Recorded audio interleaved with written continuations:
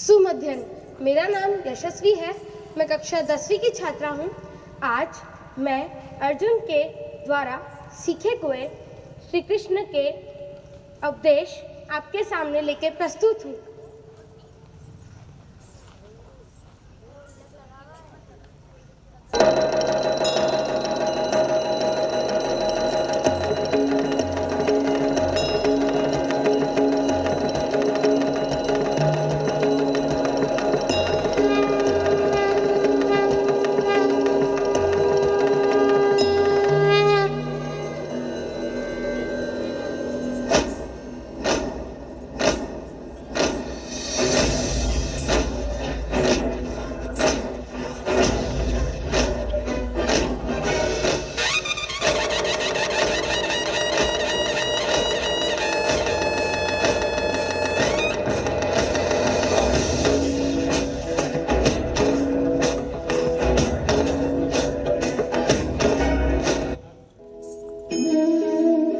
यदा हि धर्मस्य ग्लानिर्भवति भारत अभ्युत्थानं धर्मस्य तदात्मानं सृजाम्यहं परित्राणाय साधूनां विनाशाय च दुष्टतां धर्म संस्थापनार्थाय संभवामि युगे युगे। अर्थात जब जब धर्म की हानि होती है और अधर्म में वृद्धि होती है, तब तब सत्पुरुषों के उद्धार के लिए, अधर्मियों के विनाश के लिए, धर्म की पुनः स्थापना के लिए मैं ही जन्म लेता हूँ। ये प्रत्येक युग में होता आया है और आगे भी ऐसा ही होगा, क्योंकि अधर्म में लगे हुए सभी मनुष्यों को दंड देने वाला और अपनी मर्यादाओं से कभी चूक न होने वाला ईश्वर मैं ही हूँ। मैं ही विष्णु, मैं ही ब्रह्मा और मैं ही इंद्र हूँ। संपूर्ण भूतों की उत्पत्ति और प्रलय का कारण भी मैं ही हूँ। समस्त प्राणी समुदाय की सृष्टि और संहार भी मेरे ही द्वारा है। संपूर्ण भूतों में मैं स्थित हूँ। संपूर्ण भूत मुझ में स्थित है। ज्ञानी जिसे सत्य सत्य, व्यक्त अव्यक्त और क्षर अक्षर कहते हैं, वह सब मेरे ही स्वरूप है। इसलिए हे पार्थ, भविष्य को मत सोचो। भविष्य का दूसरा नाम है संघर्ष।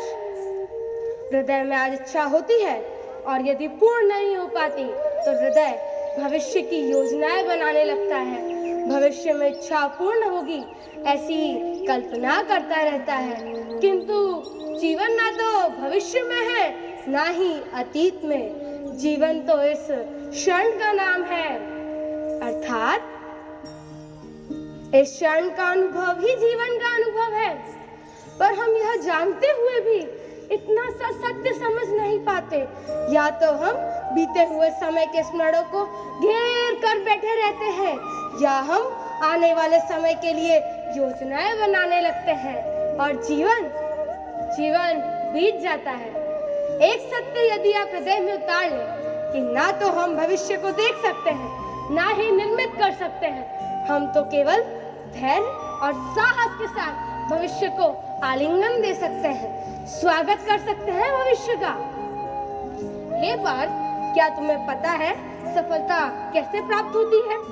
जीवन हो या युद्ध, सफलता केवल 3 शस्त्रों से प्राप्त होती है: धर्म, धैर्य और साहस। स्वयं विचार करो।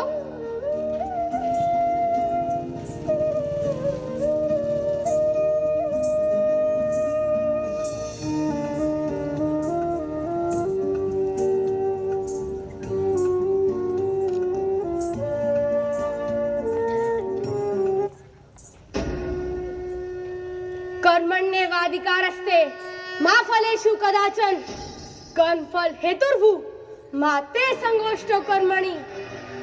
अर्थात तुम्हारा अधिकार तो केवल कर्म करने का है, फल तो ईश्वर के हाथ है।